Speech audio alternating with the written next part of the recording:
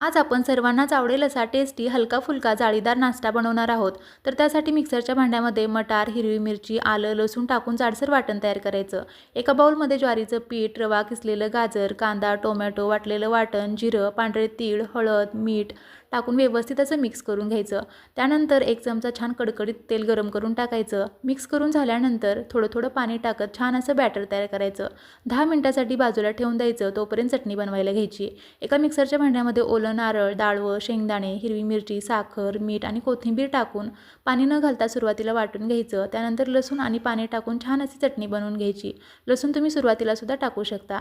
त्यानंतर जिरं, मोहरी, कढीपत्ता, उडीद डाळ, लाल मिरची टाकून छान अशी खमंग फोडणी करून घ्यायची. तर चटणीसुद्धा तयार आहे. त्यानंतर अप्पे पात्रामध्ये थोडं-थोडं तेल टाकून पांढरे तीळ टाकायचे. वरून तयार केलेलं बॅटर टाकायचं. 3 ते 4 मिनिट दोन्ही बाजूने अप्पे छान असे भाजून घ्यायचे. तयार आहे गरमागरम हेल्दी नाश्ता. व्हिडिओ आवडला असेल तर लाईक, शेअर